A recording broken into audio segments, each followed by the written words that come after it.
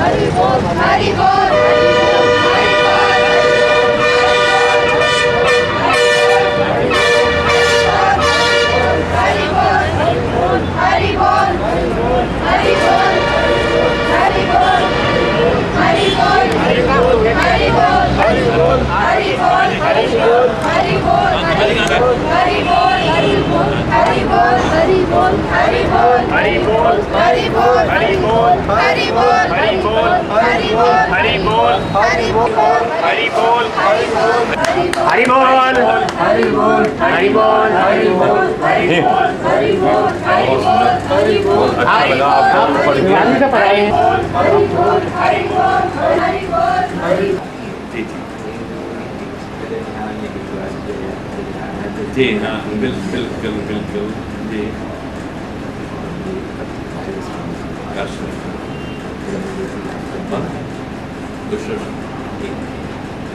लेकिन आपके पत्र के माध्यम से ऐसा लगा कि आप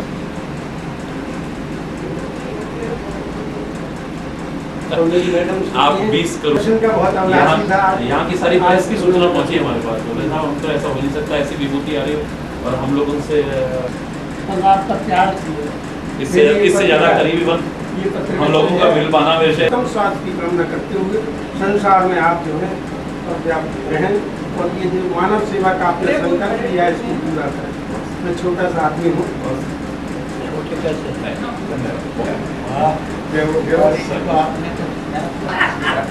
ये सीकर आ गया पूरा।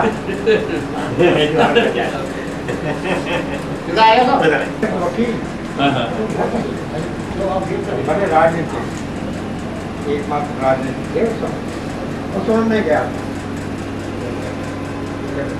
इसकी रही कई बार 2 बार राइट है इंदिरा जी के खास और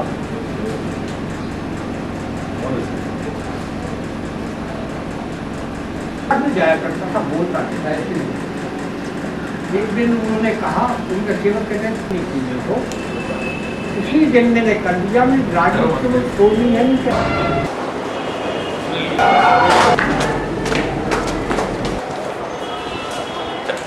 कर रहे हैं और हम कार्यक्रम शुरू करने जा रहे हैं।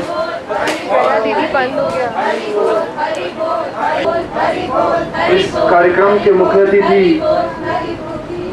श्री श्री 1008 श्री स्वामी श्री हरि चैतन्य पुरी जी पधार गए हैं और मैं निवेदन करता हूं कि वे मुख्य अतिथि का आसन ग्रहण करें।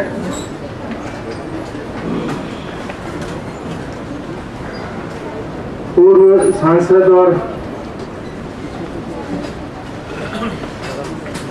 श्री किशन जी मोदी जी पधार गए हैं, अब विराजे और कन्हैया के नाम से जाने जाते हैं।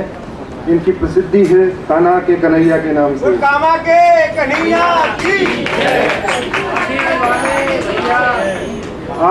आप जन जन में लाठी वाले भैया के नाम से भी जाने जाते हैं। लाठी वाले भैया।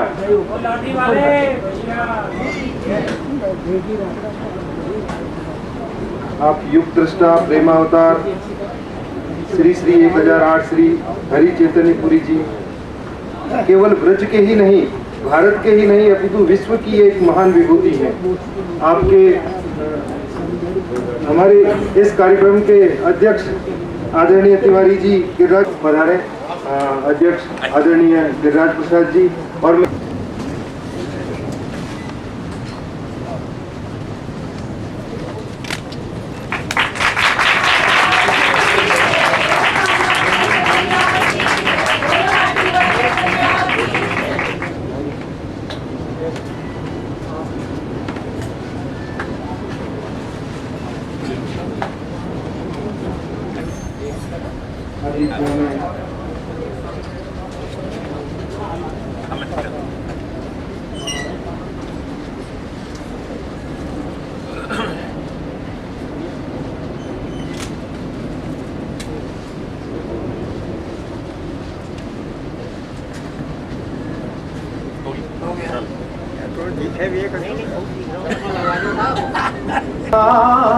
मंगल वंदन अभिनंदन माँ, मंगल में छवि छाई है, मंगल मोद उत्साह समन्वित, मंगल मोद उत्साह समन्वित, कली कली महकाई है, मंगल वंदन अभिनंदन माँ।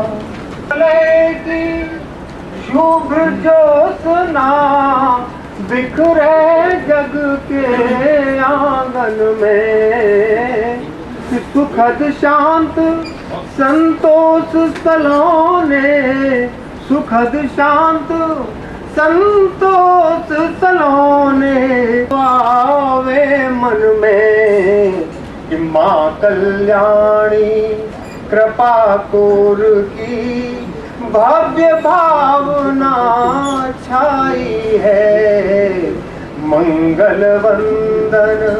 और श्री मोदी साहब जी का उत्तरी और आकर एवं माला पहनाकर बात करेंगे। श्री मोदी साहब।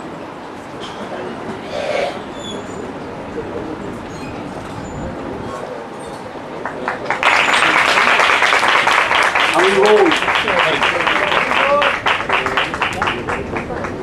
और मैं इस पुस्तक के लेखक मुद्गल जी से अनुरोध करूँगा कि वो भी माला पहनाकर महाराष्ट्र का स्वागत करें। श्री गोपाल प्रसाद जी मुद्गल।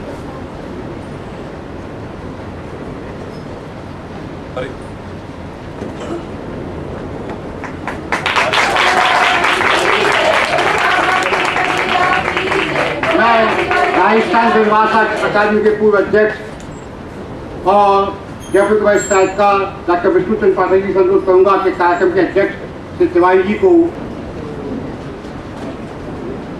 मैं कन्या दीक्षा पढ़ाने में हरी सिंह जी मोहल्ला जी मरकर महत्व करें। मोहल्ला जी मरकर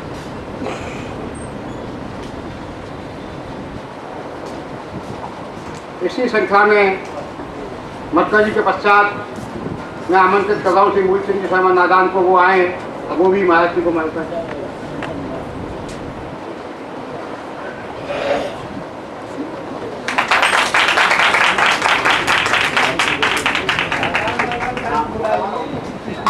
और मैं नारायण जी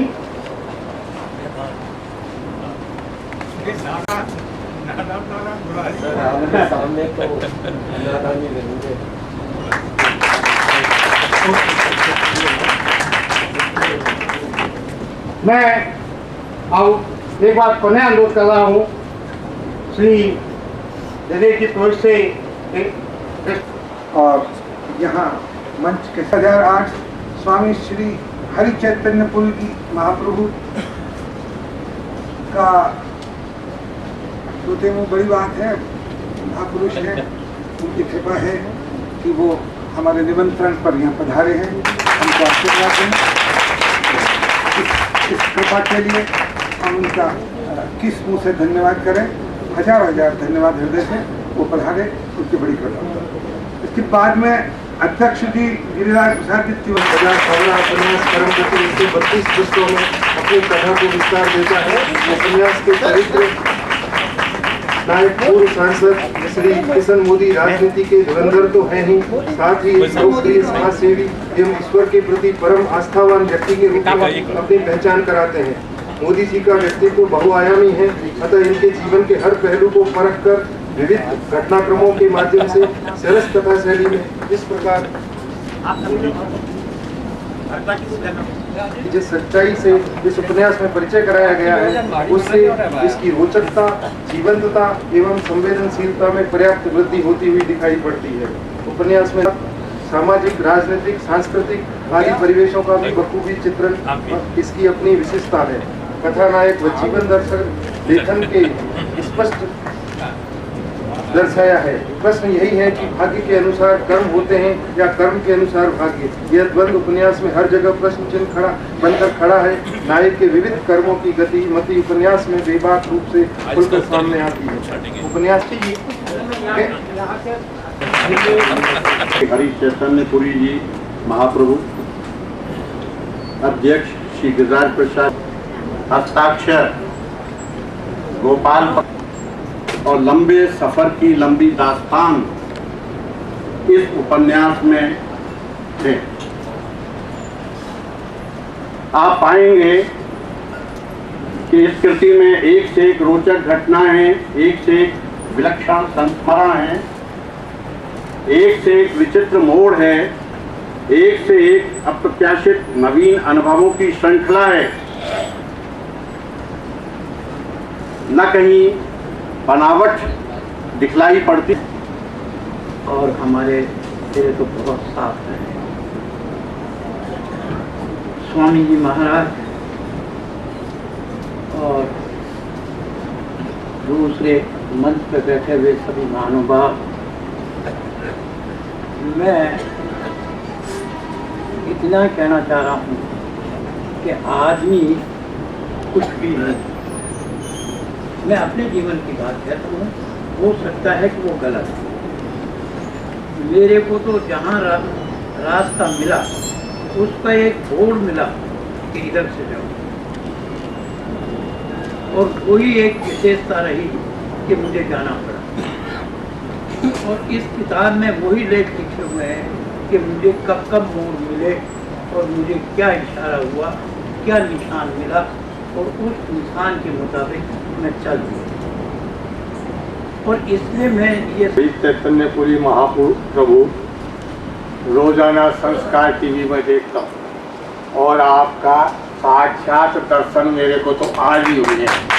टीवी में तो मैं रोजाना देखता हूँ और काम बन भी बहुत गया हूँ, क्योंकि हमारे निम्बाट संप्रदाय के श्री श्री जी महाराज घाट हमने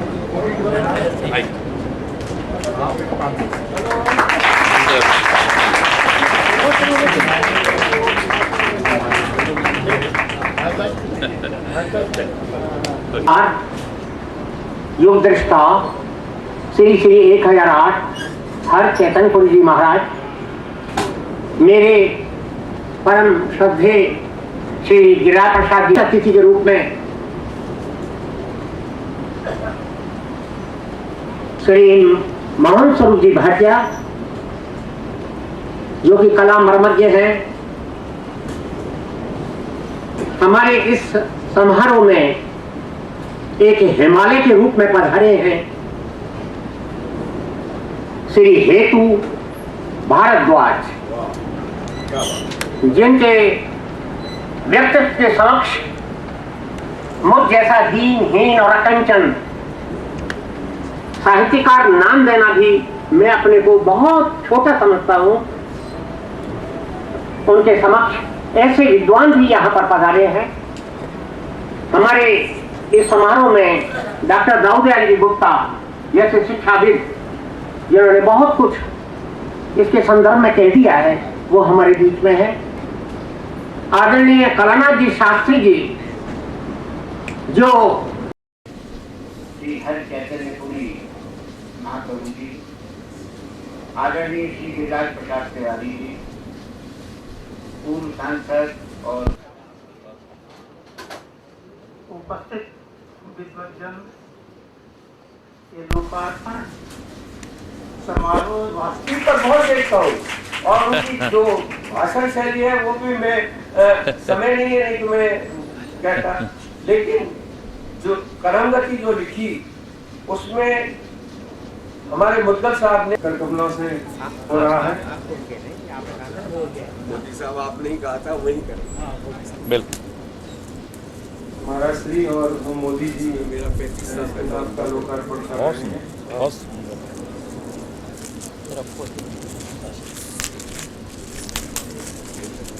कोई बात नहीं, बिल्कुल सही रहा।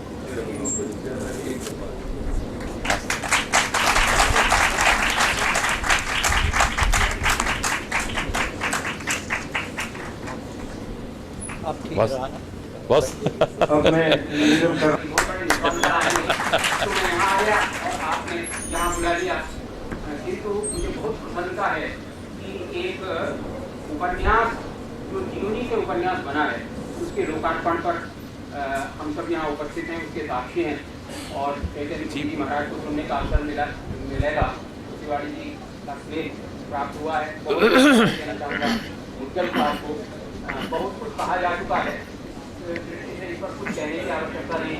करमगति इसका नाम है, और अभी केशांत साहब ने ये कहा कि बराबर आपने भी जो एक समस्या पोस्ट करके इसमें छोड़ी है कि भाग्य और कर्म इन दोनों में कौन प्रबल है, इसका उत्तर आज तक कोई नहीं दे सका। इसका उत्तर तो बहुत दिया गया है, मैं संस्कृत का छात्र रहा, इसलिए यही सारा संस्कृत वाङ्मय, सारा वेद इसी का उत्तर देता है। जैसे उन्होंने कहा कि ये दोनों रथ के दो पहिए हैं, इस दृष्टि से उनके समन्वय की बात बराबर इतनी अधिक कही गई है। और जैसा इन्होंने कहा पुरुषार्थ के कंधे पर ही कर्म चढ़कर बोलता है, तो इस दृष्टि से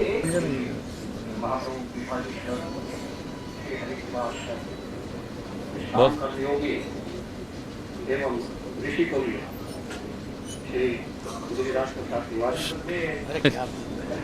महाराज नीम का खाना गांव और सामने बैठे हुए सभी।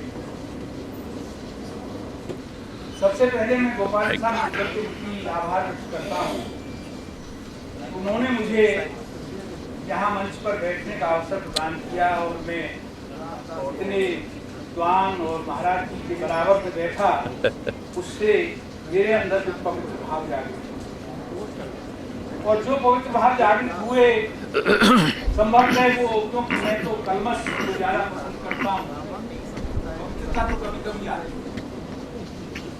कलमश स्थायी भाव है, पवित्रता संचारी भाव, लेकिन जो संचारी भाव है वही संभव है, अन्यथा मैं वाकई बहुत धर्म संकट में था। ये बड़े श्री कृष्ण भी बड़े, महाराज जी सबसे बड़े, तिवारी जी बड़े, अब इन बड़ों में आदरणीय श्री स्वामी हरि चैतन्यपुरी जी को निवेदन कर रहा हूं कि वो पधारें और अपना आशीर्वचन कहें। आदरणीय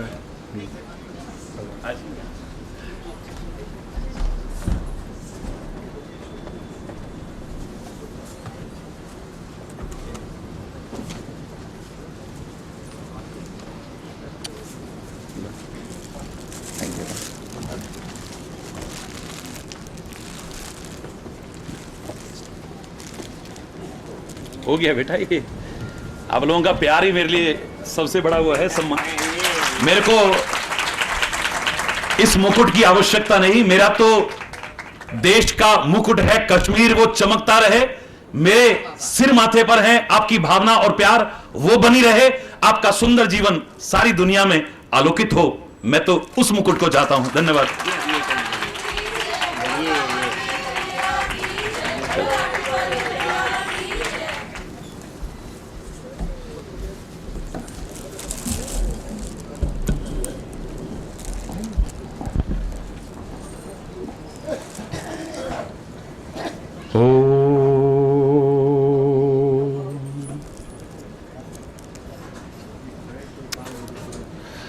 सहनावतु सहनौ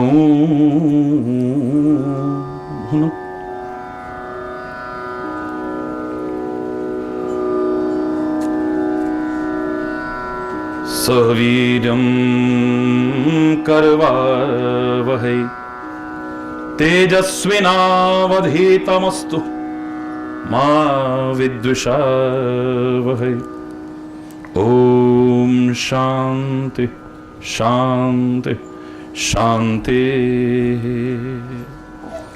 ओम सहनाववतु, सारे मेरे साथ मिलकर के बोल सकते हैं। सहनौ भुनक्तु सहवीर्यं करवावहै तेजस्विनावधीतमस्तु मा विद्विषावहै। ओम शांति शांति शांति। ओम। सभी लोगों का अनुरोध था कि वहां बैठ के बोले, बिल्कुल नहीं, अब तो सचमुच उठने की आवश्यकता है, सबको उठने की आवश्यकता है। उत्तिष्ठ जागृत प्राप्य वरान निबोधयत, उठो जागो और अपने लक्ष्य की ओर आगे बढ़ो, और तब तक चलते रहो जब तक तुम्हें तुम्हारी मंजिल न मिल जाए। घबराओ मत, परीक्षाओं से, बाधाओं से, कठिनाइयों से, रुकावटों से।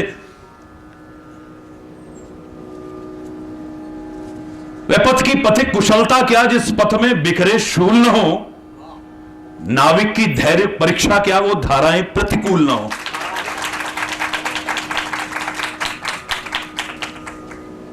संघर्ष में जीवन रहा, ये तो सबका संग्राम सबके जीवन में चल रहा है। परमात्मा करे वो संग्राम तो न रहे, कभी न हो, जहां निर्दोषों का रक्तपात होता है। कितनी गोदियां उजड़ जाती हैं, कितनी मांगे उजड़ जाती हैं, कितनी कलाइयां राखी के दिन अपने आप में सूनापन सा महसूस करती हैं, कितने अनाथ हो जाते हैं, कितनी जन धन की हानि होती है, कितने वर्ष हम पीछे चले जाते हैं विकास के क्रम में। परमात्मा से प्रार्थना करते हैं कि वो संग्राम तो ना हो, लेकिन आपका जीवन भी तो संग्राम बना हुआ है।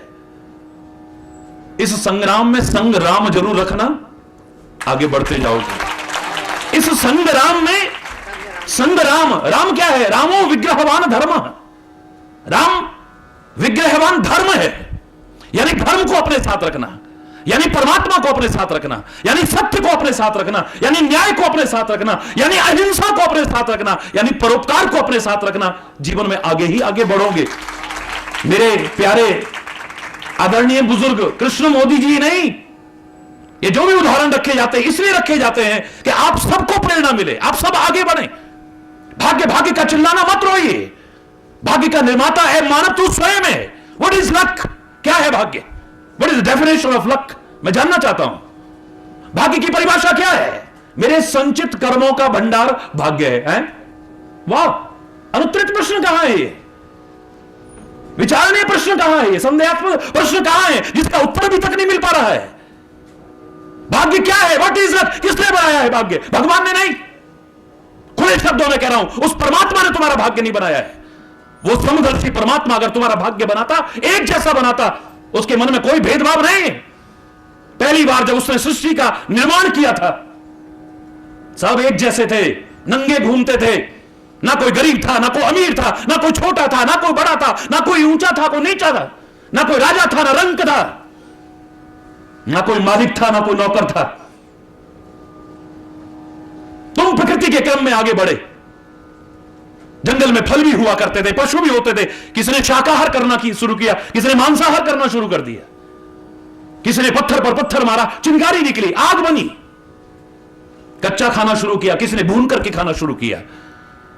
कोई मेहनत करके अपने शरीर को कष्ट देता हुआ अपनी पीठ पर लाद करके लाता था, सिर पर लाद करके लाता था, कंधों पर लाद के लाता था। किसी ने परमात्मा की दी बुद्धि और विवेक का इस्तेमाल किया, एक छोटे सा लकड़ी का गोल टुकड़ा लिया, उस पर खींचता हुआ बड़े आराम से ला रहा है। कोई मेहनत करके लाता था, कोई रास्ते में छीन के खा जाता था। आगे तुमने बनाया है, अच्छा बनाया है या बुरा बनाया है, परमात्मा को दोष मत देना। काल ही कर्म ही ईश्वर ही मिथ्या दोष लगाएं। ये काल को, कर्म को और परमात्मा को मिथ्या दे। आप कहेंगे काल कर्म की तो आप चर्चा कर रहे हैं, तो कर्म का दोष क्यों नहीं है? कर्म स्वयं करता नहीं है, जो करेगा वही दोषी हो सकता है। अच्छे और बुरे का भागीदार वही हो सकता है जो कर सकता। कर्म में अपने आप होने की प्रवृत्ति नहीं, आप करते हैं तो होता है।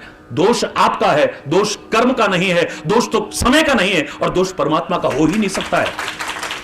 तुम अपने कर्मों पर निगाह दौड़ाओ। परमात्मा के यहां तो आज भी भेदभाव नहीं है और आगे भी भेदभाव नहीं होगा। मेरे प्यारे बच्चों, मेरे प्यारे भाइयों, मेरी प्यारी बहनों, आज भी अगर राजा के घर में भी, चक्रवर्ती सम्राट के घर में भी कोई संतान पैदा होती है, नग्न पैदा होती है, और जब दुनिया से जाता है तो नग्न जाता है, उसकी यहां व्यवस्था आज भी वैसी की वैसी है। चाहे चक्रवर्ती सम्राट का पुत्र हो, चाहे एक फुटपाथ पर पड़े हुए,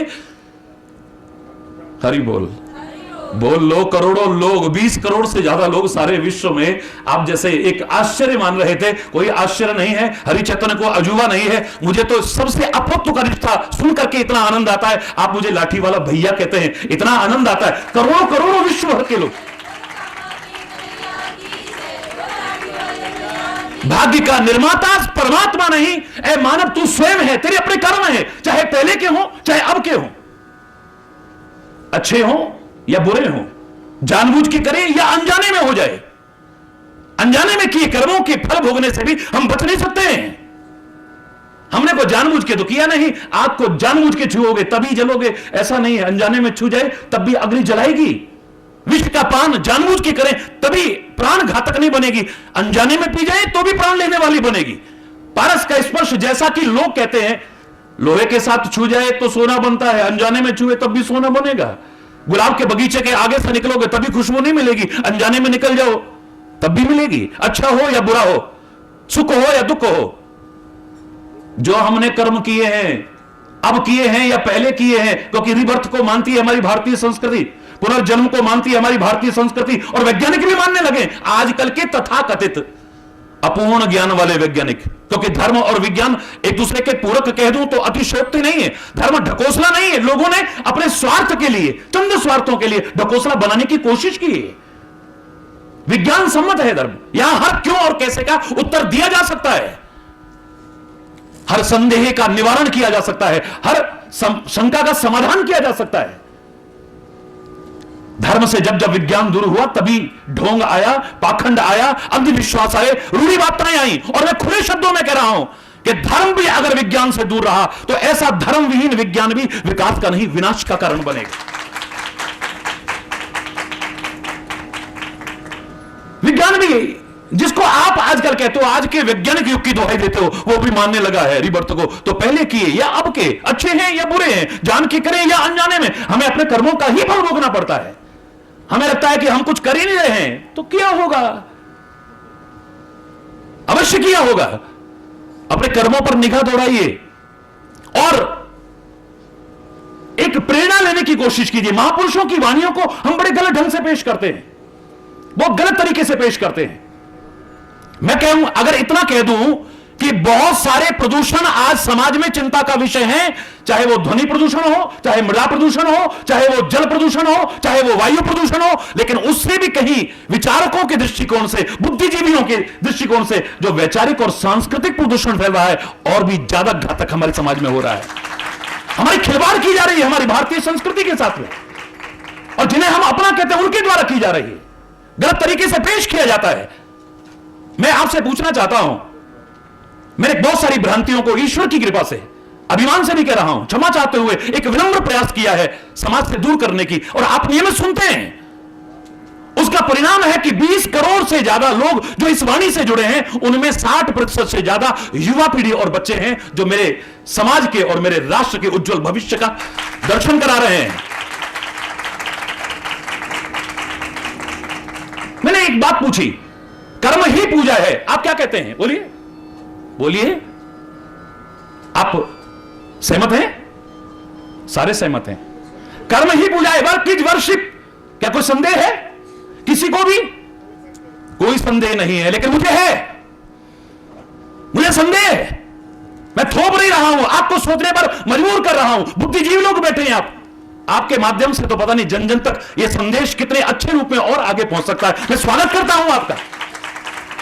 जिस कर्म के साथ में विचार नहीं है, जिस कर्म के साथ ज्ञान नहीं है, जिस कर्म के साथ विवेक नहीं है, ऐसा विवेक विहीन कर्म आपकी निगाह में पूजा हो सकता है, मेरे विचार में वो पूजा नहीं हो सकता है। एक डॉक्टर ने डॉक्टरी पास की, स्पेशलाइजेशन किया, विशिष्टता हासिल की है, सरकारी अस्पताल में या कोई अपना अस्पताल खोल करके बैठा हुआ है, वो सेवा कर रहा है, क्या ये कर्म नहीं है? हां या ना में उत्तर दीजिए। और आपकी निगाह में कर्म ही पूजा है तो ये पूजा नहीं है। लेकिन ऑपरेशन करने के बहाने किडनियां निकाल लेता है, बेवजह अनावश्यक टेस्ट आपको बताता है क्योंकि उसे कमीशन मिलता है। मैं क्षमा चाहते हुए कह रहा हूं, क्षमा चाहते हुए, लेकिन कहूंगा जरूर, मैं कहूंगा अवश्य। तो कर्म के साथ में जोड़ना पड़ेगा, हमें कुछ जोड़ना पड़ेगा। जो भगवान कृष्ण ने कहा था कि कर्म, भक्ति और ज्ञान का सुंदर समन्वय जब तक हमारे जीवन में स्थापित नहीं होगा, हमारा जीवन उच्चता की ओर, हमारा जीवन महानता की ओर, हमारा जीवन पवित्रता की ओर आगे बढ़ ही नहीं सकता है। बिल और बढ़ जाए, 2 दिन और रख लेता है अस्पताल में जानबूझ करके। थोड़े से पैसे के लालच में आपकी बेटी किसी के बिस्तर पर डाल दी और उसका बेटा आपके बिस्तर पर डाल दिया। आप इस कर्म को पूजा कहना मेरा दिल तो नहीं मानता है। चौराहे पर खड़ा एक व्यक्ति जो कर्म कर रहा है, सर्विस कर रहा है, ड्यूटी कर रहा है, आपकी निगाह में वो कर्म है, आपकी निगाह में वो कर्म पूजा होना चाहिए। लेकिन सुविधा शुल्क के बहाने आपको परेशान करता है, आपका समय बर्बाद करता है, आपकी निगाह में ये पूजा हो सकता है, मेरे विचारों में नहीं। आप दुकान पर बैठते हैं, दुकान पर बैठ करके आप कर्म कर रहे हैं और आपकी निगाह में वो कर्म पूजा है, लेकिन खाने पीने की चीजों में मिलावट करके लोगों को बीमार कर रहे हैं, आप लोगों के जीवन से खिलवाड़ कर रहे हैं। आपकी निगाह में ये कर्म पूजा हो सकता है, मेरे विचार में नहीं। मैं खुला आह्वान कर रहा हूं आपका। एक व्यक्ति गवर्नमेंट जॉब करता है, ऑफिस में बैठ करके सारा दिन फाइलें रगड़ता है, लेकिन जब तक ऊपर वजन नहीं आता तब तक आपकी फाइल आगे नहीं बढ़ती है। आपकी निगाह में ये कर्म है, आपकी निगाह में वो कर्म ही पूजा है, हो सकता है, मेरे विचार में नहीं। और दावे से कह रहा हूं, विचार करोगे, आपके विचार में भी नहीं हो सकता है। एक कुछ सोचने पर बाध्य होना पड़ेगा, कर्म के साथ कुछ जोड़ना है। मैं खुले शब्दों में, बहुत कम शब्दों में कहूंगा क्योंकि समय पहले ही काफी हो चुका है। मुझे तो रोज आप सुनते हो, सुबह 7 बजे टीवी पर सुनते हो, 8 बजे सुनते हो, 8:45 बजे सुनते हो, फिर 11 बजे सुनते हो, फिर दोपहर 12 बजे सुनते हो, 3:40 पे सुनते हो, रात को 10:40 पे सुनते हो, फिर उसके बाद में रात को 11 बजे सुनते हो, फिर 11:30, फिर रात को 12 बजे भी 20 करोड़ लोग सुन रहे होते हैं विश्व के 176 देशों के। सुनते रहोगे। बहुत कम से कम शब्दों में मैं कहना चाहता हूं, मेरे चेहरे पर आंखें न होती क्या मैं जीवित नहीं रह सकता था? रह सकता था। मेरे चेहरे पर कान न होते क्या मैं जीवित नहीं रह सकता था? रह सकता था। मैं ही उत्तर दे देता हूं, मेरे चेहरे पर आंख और कान दोनों महत्वपूर्ण अंग न होते, खाली मुख होता तो भी मैं जीवित तो रह सकता था, लेकिन चेहरे का सौंदर्य और जीवन का आनंद जो तीनों के रहते उठा सकता हूं, खाली मुख के द्वारा नहीं उठा पाऊंगा। आंख ज्ञान का प्रतीक है, कान भक्ति का प्रतीक है, शबनम इत्यादि, यहीं से भक्ति का क्रम प्रारंभ हुआ है। शबनादिक जो 9 भक्तियां हमारे यहां बताई हैं, शबनम कीर्तनम है, यहीं से प्रारंभ होता है। और मुख कर्म का प्रतीक है, यह प्रधान हो सकता है। कर्म प्रधान विश्व रची रहा था, आपने रच रखा है कि कर्म प्रधान हो सकता है, लेकिन सब कुछ नहीं। विवेकहीन जीवन जीते हुए, बिना आस्था किसी के प्रति, उस परम सत्ता के, मैं नहीं कहता आप उसे राम कहो, मैं नहीं कहता आप उसे कृष्ण कहो, मैं नहीं कहता शिव, दुर्गा, अल्लाह, वाहिगुरु, खुदा, ओम, एक ओंकार, पता नहीं क्या क्या जिस जार पर आप लड़ते रहते हो, कोई एक है जो हम सबसे ऊपर है, जिसकी वजह से आम आदमी भी ऊपर वाला कह देता है। बस उस पर आस्था भी हो तो जीवन का आनंद ही कुछ और हो जाए। ये कर्म, भक्ति और ज्ञान का सुंदर समन्वय आ जाए। भगवान कृष्ण तो कर्म योगी हैं। कहने वालों, जरा भगवत गीता को पढ़ के तो देखो, 18 अध्याय में से 3 भागों में बटी हुई है। 6 अध्याय में कर्म योग है, 6 अध्याय में सांख्य यानी ज्ञान योग है, 6 अध्याय में उपासना यानी भक्ति योग है। हमारे वेद तीनों का सुंदर समन्वय स्थापित करते हैं। आप वेदों का अगर पूरा यहां पर मैं निरूपण करने लगूं, हरि बोल, जोर से बोलो ना, एक बार और जोर से बोल दो ना। अरे हरि नाम से काहे को घबराते हो? अरे हरी हरी हरी हरी हरी हरी ना रहे पृथ्वी तो पता नहीं क्या होगा। रास्ते में रुके होते अगर हरी लाइट ना होती तो। हरी बोल ना, जोर से बोलो ना। अरे आगे बढ़ो जीवन में, ये मैं शुभकामना भी देता हूं, हृदय से आशीर्वाद भी कहता हूं। लेकिन विचार करके देखिए, आप वेदों को भी देखेंगे तो कर्म, भक्ति और ज्ञान का सुंदर समन्वय है। सांसारिक साधनों को आप चाहते हो, सुविधाओं को आप चाहते हो तो श्रम करो, मात्र लक्ष्मी यंत्र की पूजा करके आपके घर में लक्ष्मी बरस जाएगी, हरि चैतन्य इस धोखे में रखने वाला नहीं। मात्र लक्ष्मी पूजा करके आपके घर में लक्ष्मी बरसेगी। हरि चैतन्य जैसे से उम्मीद मत करना कि तुम्हें धोखे में रखेगा, क्योंकि आप लाठी वाला भैया कहते हो मुझे। जापान ने हिरोशिमा कांड के बाद कौन से यंत्र की पूजा की थी और कौन सी पूजा की थी? श्रम किया था। धन का देवता श्रम है, लेकिन उसको पाने के बाद भी अगर शांति नहीं है, सुख के साधन तो जुटा लिए लेकिन सुख नहीं है, तो कुछ ऐसा है उस परम सत्ता के शरण में अगर अपने आप को झुका के रखे तो जो श्रम करके न मिल पाया, साथ में श्रद्धा का समन्वय कर दो, वो भी हासिल कर जाओ। मात्र श्रद्धा नहीं, ये कई बार बड़े गलत। उसने ऐसा कहा था अजगर करे ना चाकरी पंछी, कौन कहता पंछी काम नहीं करता? कौन कहता है? मैं आपसे कह रहा हूं, अभी भी कह रहा हूं, बोलिए, सिद्ध करके दिखाइए। अरे पंछी काम करता है, सुबह सुबह उठता है, आप तो देर में उठते हो। अपना मधुर संगीत चहचहा करके वातावरण में बिखेरता है, तुम उसको सुनकर के आनंद ना ले पाओ, ये तुम्हारे दुर्भाग्य हो सकते हैं। वो सुबह सुबह उठता है, अपनी मधुर आवाज छेड़ता है, उसके बाद चुग्गा चुगने जाता है।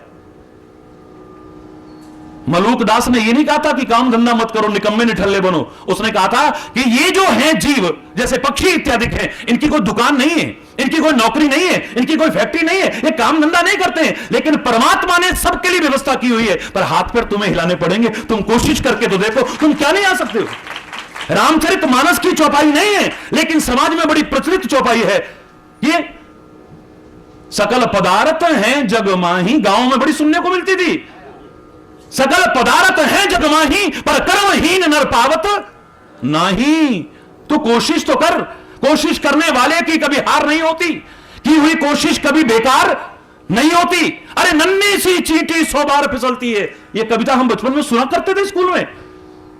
तुम कोशिश तो करो, हाथ पैर तो मार के देखो, परमात्मा का नाम लेकर के उस परम सत्ता पर आस्था रखते हुए करोगे तो सफलता की संभावना और बढ़ जाएंगी। इतना मैं कह सकता हूं, बड़ों के आशीर्वाद लेकर के। मैंने बड़ा अच्छा लगा मेरे को, एक घर में मैं गया तो लाखों की भीड़ में हर समय रहते हैं, कभी कभी अब उनके यहां भोजन था, गए, मेज पर एक मैगजीन रखी हुई थी, कंपटीशन सक्सेस शायद नाम था। मैं उसको पढ़ने लगा तो देखा आईएएस इसने टॉप किया है। उसके शब्द में आपको बताऊं, उससे पूछा गया कि आप किसको क्रेडिट देते हैं, किसको क्रेडिट देते हैं, श्रेय किसको देते हैं अपनी सफलता का? आपने पूरे भारतवर्ष में प्रथम स्थान प्राप्त किया है। उसने कहा कि ईश्वर की कृपा, मेरे गुरु का मार्गदर्शन, मेरे बड़ों के आशीर्वाद और मेरे साथियों की शुभकामनाएं और मेरी मेहनत, ये सब मिलकर के रंग लाई। निकम्मा निठल्ला कोई भी नहीं था, सबने मेहनत की थी भाई।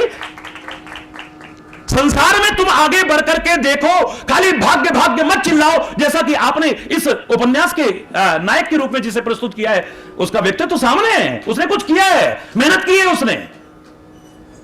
ये अलग बात है, बड़े बड़े महापुरुष भी कहते हैं हमने क्या किया है, मेरा आपकी कृपा से सब काम हो रहा है, करते हो तुम कन्हैया, मेरा तो नाम हो रहा है। एक विनम्रता के शब्द आने चाहिए, आप में अहंकार ना आ जाए, इसके लिए हमारे वाक्य बने थे, जो करता है, जो कराता है, परमात्मा करता और कराता है, उसकी मर्जी के बिना पत्ता भी नहीं हिल सकता। फिर तो चोर भी चोरी उसी की मर्जी से करता है क्या? डकैती डकैत उसी की वजह से डालता है, कुकर्मी कुकर्म उसकी वजह से करता है, अधर्मी प्रश्न चिन्ह लग जाएगा। ये वाक्य इसलिए बनाए गए हैं कि तुम्हें अपने कृतित्व पर अभिमान, कृतित्वाभिमान ना आ जाए तुम्हारे अंदर, तुम अहंकार आने के कारण आगे बढ़ने से वंचित ना रह जाओ। तुम्हारे प्रयास कहीं, क्योंकि तुम सोचोगे मैं कुछ बन गया हूं, मैंने कुछ पा लिया है, अब आप प्रयास क्यों करोगे? आपका प्रगति का मार्ग अवरुद्ध ना हो जाए कहीं, इसके लिए वाक्य बने थे। परमात्मा के प्रति कृतज्ञता ज्ञापित करने के लिए ये वाक्य बने थे, अपने गलत कर्मों को थोपने के लिए नहीं। आवाहन कर रहा हूं, सोचिएगा, एक नहीं हर महापुरुष ने वाणी दी है। वाणी गुरुवाणी में देखेंगे आप, गुरुद्वारे में जाके तो करे करावे आपे आप मानुष के कछु नहीं हाथ, जो होए ही सोई जो राम रचि राखा, कोकर तरक बढ़ावे ही शाखा। उन प्रेरक रघुवंश विभूषण, मुद्दई लाख बुरा चाहे तो क्या होता है, वही होता है जो मंजूरे खुदा हो। हर एक ने कहा है, फिर तो प्रश्न चिन्ह लग जाएंगे। फिर पाप पुण्य शब्द कहां से आ गए, ये अच्छा बुरा कहां से आ गया, स्वर्ग नरक कहां से आ गए, ये सारे शब्द खत्म करिए। एक कठपुतली के हाथ से किसी की हत्या हो जाए, आप कठपुतली को फांसी की सजा देंगे क्या? बोलिए, कठपुतली के हाथ से अगर किसी की हत्या हो जाए, उसके हाथ में से तलवार छूटे, नीचे कोई बैठा था दर्शक, उसके सिर पर आकर के गर्दन में आके पड़ी और वो कट गया, पाप किसको लगेगा? नचाने वाले को या हरि बोलना? कठपुतली को या कठपुतली के नचाने वाले को? दोष किसका है? उमा दारू जोशित की नाई, सब ही नचावत राम गुसाई। फिर पाप किसको है? पुण्य किसको है? ये स्वर्ग नरक अच्छा बुरा कहां से आ गया? मैं खुला आह्वान कर रहा हूं सोचने के लिए। ये शब्द गलत नहीं है, अर्थ गलत लगा रहे हो। उन महापुरुषों की वाणियां गलत नहीं है, आप अर्थ गलत लगाने की कोशिश कर रहे हो, आप उनसे खिलवाड़ करने की कोशिश कर रहे हो। मेरी बैया मरोड़ गयो है, मेरी चूड़ी तोड़ गयो, मेरी मटकी फोड़ गयो, बस यही तुम्हें आता है और कुछ नहीं। साहित्य के नाम पर संस्कृति से, महापुरुषों से, अवतारों के जीवन से खिलवाड़ करना। साहित्य वो है जो समाज में एक प्राण फूंक करके रख दे और नई एक चेतना जागृत करके, वो है साहित्य। खिलवाड़ करना नहीं। दो इस तरह की रचना बना करके और हम लोग कई बार अपने आप को साहित्यकार समझ बैठते हैं, संगीतकार समझ बैठते हैं, बड़े गायक समझ बैठते हैं। हम ही नहीं जानते कि हम कितना महान एक अपराध करने की कोशिश कर रहे हैं, हमें उसका बोध ही नहीं हुआ कभी। विचारशील होइए, जागरूक होइए। मैं खुला आह्वान कर रहा हूं कि कर्म ही पूजा है, या कर्म भी पूजा बन सकता है यदि उसके साथ ज्ञान और भक्ति का समन्वय स्थापित कर दो। विचार कर रहा हूं, जबरदस्ती थोप नहीं रहा हूं, जबरदस्ती मानने के लिए मजबूर नहीं कर रहा हूं। परमात्मा ने बुद्धि और विवेक हम सबको दिया है। भीखा भूखा कोई नहीं, सबकी गठरी लाल, सबकी गठरी में लाल है। मैं कोई अपने आप को विद्वान समझ करके, मनीषी समझ करके, पंडित समझ करके आप पर अपने पांडित्य का प्रदर्शन करने की कोशिश नहीं कर रहा हूं। कई बार क्या होता है, सामने वाले के कुछ समझ में आए ना आए, लेकिन अपना पांडित्य प्रदर्शन हमारा उद्देश्य हो जाता है। कई महापुरुषों की वाणियां हमारी क्यों समाज में प्रचलित हुई? सामान्य भाषा में है, जन सामान्य के समझने की भाषा में है, व्यावहारिक बातें हैं, प्रैक्टिकल। हर एक को लगता है हाँ ये तो हमारे बारे में कहा जा रहा है, बिल्कुल ठीक, ये तो हमारे मन में भी आता था, ये प्रश्न तो हमारा भी था, हमें आज उत्तर मिला है। मां की कृपा से हमारे कृष्ण जी को नहीं, परमात्मा कृष्ण तक को जो मिला ये वही जानता है। किसी ने कहा अरे कान्हा इतने गैया है तेरे घर में, 9 लाख गैया, नंद बाबा के नित नयो माखन होए, और फिर भी तू माखन तेरे को इतना अच्छा लगता है, उसके पीछे ऐसा ऐसा ऐसा ऐसा। वो कहता है माखन मुझे माखन की वजह से अच्छे नहीं लगता, इसमें भी मां शब्द है इसलिए अच्छा लगता है। पीछे मां पर बड़ी अच्छी व्याख्या चल रही थी। मेरा तो बहुत कुछ बोलने को मन कर रहा है, लेकिन समय की सीमा और मर्यादा है। यहां से मुझे अभी कामा जाना है, कल प्रातःकाल फिर आपके बीच में यहां उपस्थित होना है। प्रेस कॉन्फ्रेंस का रखा है, बच्चों ने बड़े प्यार से फिर आपके बीच आना है, और फिर कल शाम को हरियाणा की तरफ प्रस्थान करना है। यहीं से सारे विश्व में लगातार कार्यक्रम रहते हैं। तो मां, मैं तो एक ही शब्द कहूं, जिसकी कोई उपमा नहीं दिया सके उसे कहते हैं मां। दुनिया में हरेक की उपमा है, लेकिन मां की कोई उपमा देके बताए अभी तक कोई पैदा नहीं हुआ, और कोई साहित्यकार पैदा भी नहीं होगा। मां की उपमा, किसी कवि से पूछा कि तुम मां की उपमा क्यों नहीं देते हो? इतने कवि लोग दुनिया के हो, बोले मां को अगर हम उपमा देंगे ना तो वो उपमा यानी छोटी मां हो जाएगी, और मां का दर्जा छोटा करने की परमात्मा की भी हिम्मत नहीं होगी। जिसके डर के मारे डर भी डरता हो, जिसके डर के मारे सूर्य तप रहा हो, जिसके डर के मारे हवाएं 10 दिशाओं में भागी फिर रही हो, जिसके डर के मारे ब्रह्मा विष्णु महेश भी अपने अपने काम में लगे हों, उसको भी डरते देखा है, कान पकड़ करके थप्पड़ मारते हुए और उखल से बांधने की भी हिम्मत को कर पाया है। तो एक मां हो सकती है, दूसरा नहीं। और कम से कम मैं अपने भारतवर्ष में तो कह सकता हूं, मेरे भारतवर्ष की तो संस्कृति ही मातृ प्रधान है। वंदे, बहुत कम शब्दों में मैं अब संपूर्णता की ओर जा रहा हूं। बहुत बातें हैं, इनको मैं पूरा करूंगा। आप टीवी पर नियमित सुनते हैं, अधिकांश लोग, सारे विश्व के लोग सुनते हैं, वो बातें पूरी करूंगा। लेकिन जितना है वो भी अपने आप में अपूर्ण नहीं है।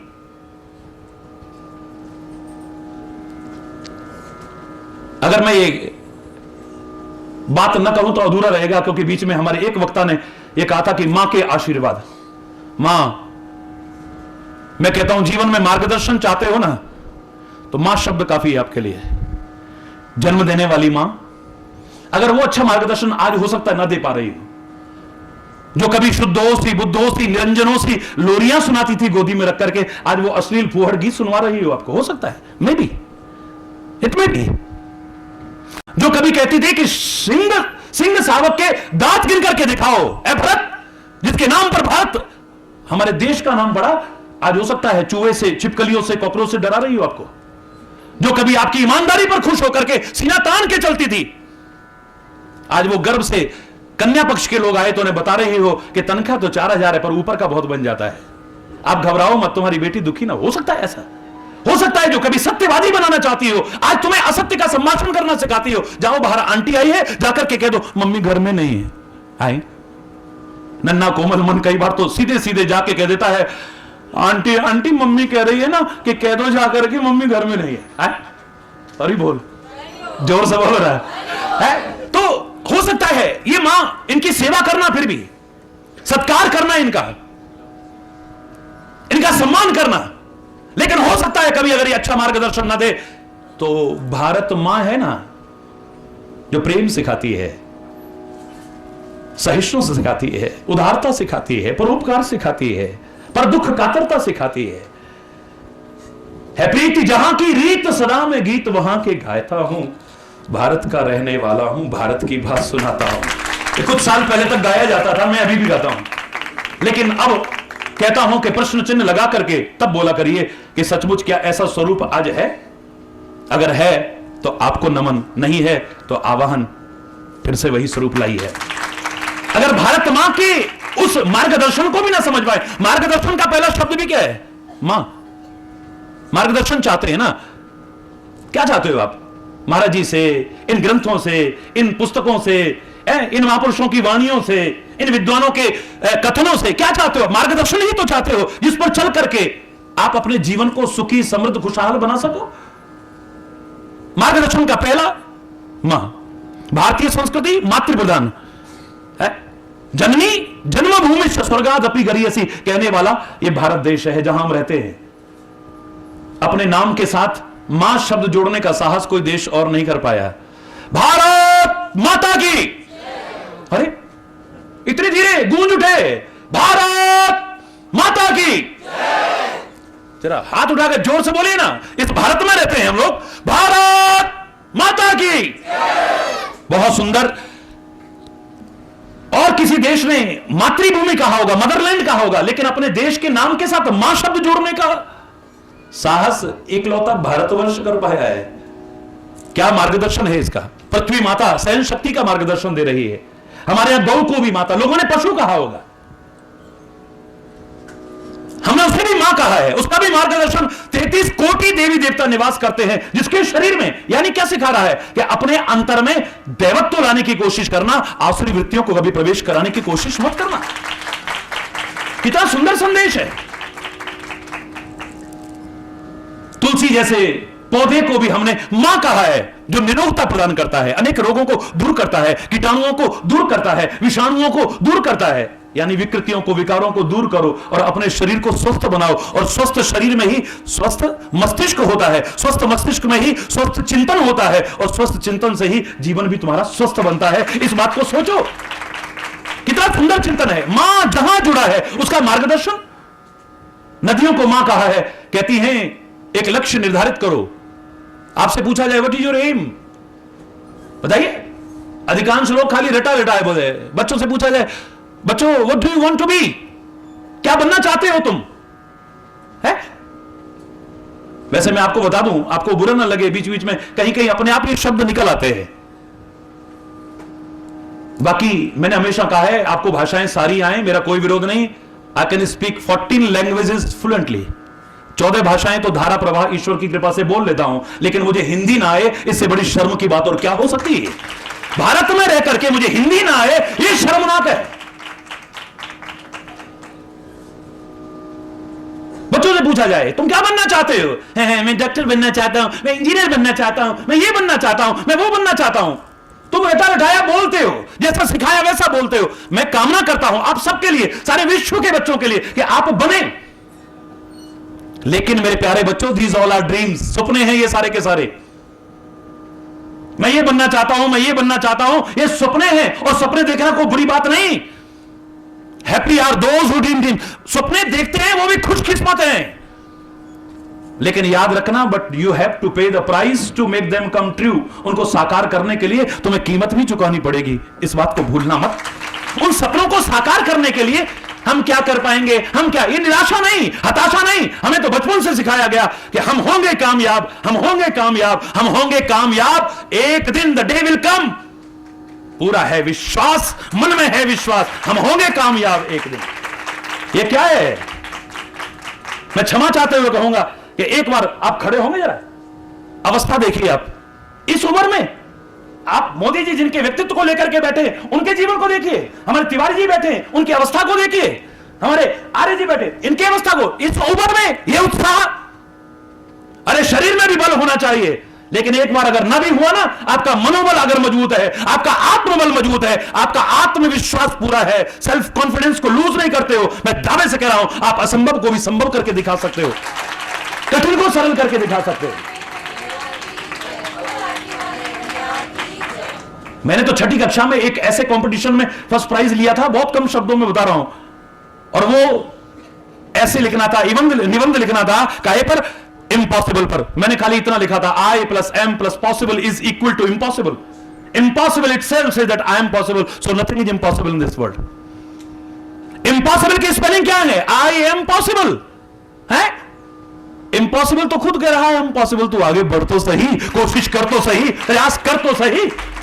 अगर कहीं तेरे को असफलता मिलती है तो भाग्य को दोष मत दे, परमात्मा को दोष मत दे, कर्मों को दोष मत दे, समय को दोष मत दे, अपनी प्रयासों की कमी को खोजने की कोशिश कर।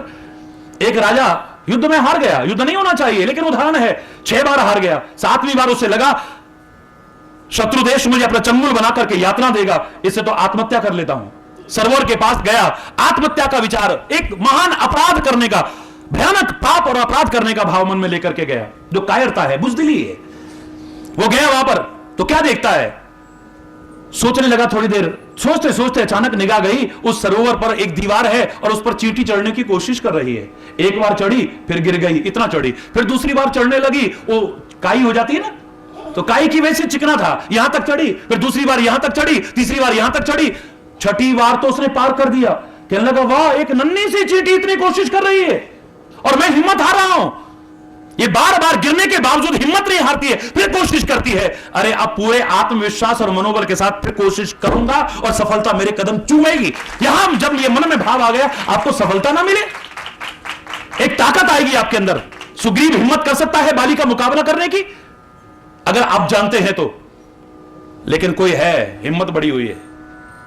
विभीषण की हिम्मत हो सकती है, जिसने माला तो रटी, शस्त्र कभी उठाया नहीं, वो आज युद्ध भूमि में, रावण आए, रावण भी देखने लगा थोड़ी देर। तो जब कोई है मेरे साथ, ये आपको पता चल जाए तो आपका आत्मविश्वास बढ़ता है, आपका मनोबल बढ़ता है, आपका आत्मबल बढ़ता है, और जब यह बढ़ता है आप असंभव को भी संभव करके दिखा सकते हो, कठिन को सरल करके दिखा सकते हो। हमारे राजस्थान का वो उदाहरण क्या इसके लिए पर्याप्त नहीं है? महाराणा प्रताप के पास क्या बचा था? न सेना बची है, न अस्त्र शस्त्र बचे हैं, न पैसा बचा है, कोई भी तो नहीं बचा और कुछ भी तो नहीं बचा है। बचा है तो एक मनोबल बचा है, बचा है तो एक आत्मबल बचा है, बचा है तो एक आत्मविश्वास बचा है, एक आशा की किरण शेष है, जिसके बल पर जंगलों में भी भटक रहे हैं, खाने तक को नहीं है, अपनी भूख को सहन करते, लेकिन अपने जिगर के टुकड़े की भूख को बर्दाश्त नहीं कर पाए। बिल बजाते हुए देखा जब भूख से कलेजा बाहर उमड़ करके आने लगा है, रहा नहीं गया, घास की रोटी बनाई है, लेकिन अरे हो जंगली बिलाव आया। हम लोग यहां गाते भी तो है ना, मैंने शिक्षा भी राजस्थान से ही प्राप्त है, एमकॉम मैंने यही राजस्थान से ही किया है, तो यहां की वो गौरवशाली परंपराएं, इतिहास है, उस पर तो नाज किए बिना, जैसे मैं भारत पर नाज किए बिना नहीं रहता हूं, भारतीय संस्कृति पर नाज किए बिना नहीं रहता, ऐसे ही इस क्षेत्र की परंपराओं पर और इस क्षेत्र की उस महानता पर भी नाज किए बिना कैसे रह जाऊंगा। अरे घासरी रोटी ने जब बन बिलावड़ो ले भाग्यो, नन्नो सो उधल बिलख आया मेरा आया, नन्नो सो अमरोज, इतने प्यार से बोलते हैं, हमारी आंखें भर आती जाती हैं, बोला नहीं जाता है। क्या बचा है? कुछ भी नहीं बचा है, लेकिन मनोबल बचा है, आत्मविश्वास बचा है। आत्मविश्वास उसके बल पर वो करके दिखा दिया है जो दुनिया में बड़े बड़े ताकतवर और सामर्थ्य वाले नहीं करके दिखाए हैं। हिम्मत मत हारिए, इसलिए गांव के सरल भाषा में कहते हैं, हारिए ना हिम्मत, विसारिए ना राम। समय बहुत हो रहा है, क्षमा चाहूंगा, भावावेश में पता नहीं क्या क्या बोलता जाऊं। होगा हितकारी, होगा लाभप्रद आपके लिए भी, सारे भारतवासियों के लिए, सारे विश्व के लिए, इतना मैं जानता हूं, क्योंकि मैं नहीं बोलता और अपना नहीं बोलता। जो मेरे वेदों का चिंतन है, जो मेरे ऋषि महर्षियों का चिंतन है, जो मेरे महापुरुषों का चिंतन है, जो मेरे संतों और विचारकों का चिंतन है, वही अपने जीवन में अपनाने का एक विनम्र प्रयास करता हुआ उसकी कृपा से आप तक पहुंचाने की कोशिश करता हूं। आप उसे अपना रहे हो, करोड़ों करोड़ों की संख्या में जीवन में लाभान्वित हो रहे हो, करोड़ों करोड़ों की संख्या में, उसके लिए मैं उसको और आप सबको धन्यवाद देता हूं। बहुत बहुत धन्यवाद। और अब ये तो इतने आदरणीय के लिए क्या बोलूं, बस इन्हें प्यार ही दे सकता हूं। प्यार हृदय से आपके लिए, कृष्ण जी के लिए, मंचस्थ सभी विद्वानों को, इनकी विद्वता को, इनके अच्छे चिंतन को बार बार नमन करता हूं, और आपकी सुंदर भावनाओं को भी नमन करता हूं, जो आप आकस्मिक सूचना पर यहां इतने प्यार से खिंचे हुए चले आए और इस कार्यक्रम को बहुत सुंदर ढंग से संपन्न कराने में सहयोग दिया। बहुत बहुत धन्यवाद। ये मां शब्द को याद रखना मेरे, आप कहीं भी ना समझोगे ना, अंदर आत्मा है, उसमें भी मां है, उसके बिना सब बेकार है। महात्मा, ढोंगी पखंडी की बात नहीं कर रहा, अगर कोई महात्मा है उसमें भी मां है। चलो ये कोई भी ना हो, परमात्मा उसमें भी मां है। और जहां से मैं अभी चल के आया हूं, कामा, उसमें भी मां है। हरि बोलना, जोर से बोलो ना। और वो भी शिक्षा देता है, कामा कामा ए मानव, काम बन आए थे काम बन जाते हैं, ये तो बहुत सुना था, लेकिन तेरे काम बने मानव जीवन की पूर्णता, इसमें नहीं काम आ, तू भी तो किसी के काम आ, तू भी तो किसी के काम आ। वहां भी ये प्रेरणा है। आजकल लोग कहने लगे, अरे नामा होना चाहिए यार, नामा पानी, लेकिन इसमें तो पहले ही है नामा। हरि बोल। हम आभारी हैं आदरणीय स्वामी जी के, अत्यंत ही ओजस्वी प्रवचन आपने दिया। अब मैं हरिचेतन जी, भाई मोदी जी, मंच पर विराजमान सज्जन उपस्थित, करीब 3 घंटा हो गए, 3 घंटा होने को हैं, 5-10 मिनट रह गए। मैं ज़्यादा नहीं बोलूँगा। प्रवचन आपने सुने, स्वामी जी के प्रवचन सुने, विद्वानों के भाषण सुने। न तो मैं कोई संत महात्मा हूँ जो आपको प्रवचन कहूँ, और न मैं विद्वानों को भाषण दूँ। मैं तो आपस में कुछ बात करना चाहता हूँ। प्रश्न ये, किताब आई तो मोदी जी याद आए। मोदी जी से मेरे बहुत बहुत पुराने संबंध हैं। इस पर का कितने एक्टिव है ये आप कल्पना नहीं कर सकते। सेवा कर रहे हैं साहित्य की, कवि हैं, लेखक हैं। आज यहाँ हैं, कल नाथद्वारा हैं, परसों उदयपुर हैं, तीसरे दिन मथुरा वृंदावन हैं, चौथे दिन कहीं हैं। ऐसे बहुत एक्टिव हैं। ये आपने उपन्यास लिखा, ये जीवनी है, इसमें है कर्म बड़ा। ने कहा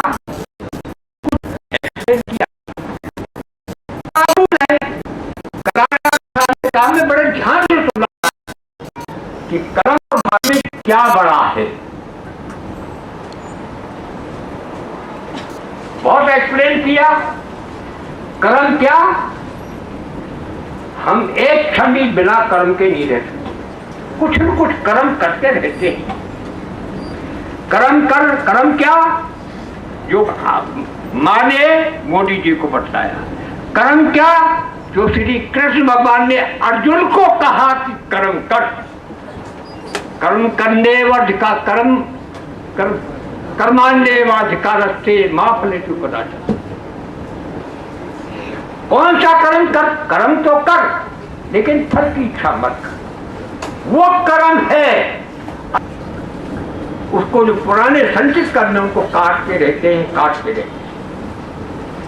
और अगर हम बुरे काम करेंगे तो और कर्म इकट्ठे होते जाएंगे, बुरे कर्म इकट्ठे होते जाएंगे। भोगने पड़ेंगे, किसी की ताकत नहीं भोगे, ये तो भोगने पड़ते। तो आपने जो कर्म माने जो दिया वो कर्म का दिया और उन्होंने कर्म दिया। ये पूरे राम को खिलाना खाओ, बस ये तरीका देखो। अरे तो यहाँ करे जलेबी और लड्डू बंदा दान है वो काम नहीं आए, सही काम। 3-4 दिन पहले फिर रोने लग गए, रोने लगा देखो आने को खैरायो कोई। अरे बाबू कर दी है दावत कर दी कहीं हो गया बाबू ठीक ला गया दारू ला गए। अच्छा दारू ला गए तो रजाई भगा रजाई भगी 2 बार 4 को जितनी गई रजाई गरीबों को बांट दी। वो तो बोला अरे फिर बोले अरे चल गया। देवर्षि कलाना शास्त्री राजस्थान के प्रकांड हिंदी के विद्वान, प्रकांड इंग्लिश के विद्वान और किसी भी सब्जेक्ट में बात कीजिए, ये बात उसका समाधान देंगे। आप वहां बैठे हुए सिंपलिसिटी देखिए, कोई दिमाग में कृपया आप 5 मिनट और बैठने का कष्ट है। एक 5 मिनट का कार्यक्रम है, उसके बाद आवाज व्यक्त होगा। बहुत समय हो गया, कृपया आप सब लोग जो खड़े हैं उनके लोग हैं कृपया भैया कॉल भेज कर उनका सम्मान करेंगे। डॉक्टर रामकृष्ण जी शर्मा आए, डॉक्टर रामकृष्ण शर्मा और कौन बात हमारी आज के कार्यक्रम के अध्यक्ष को श्री दिनेश कोशी, श्री तिवारी जी को कॉल एवं स्मृति देते हुए सत्यवत कामरेडी जी, हेत भारद्वाज जी, दाऊदयाल जी अंत के करण है आसरो आनंद गईये मन मेरे सदा राणा महारानी सब बाधा की हरण। राजस्थान से पहले नायक जय हे भारत भाग्य विधाता, पंजाब सिंध गुजरात मराठा द्राविड़ उत्कल बंग, विंध्य हिमाचल यमुना गंगा उज्जल जलधि तरंग।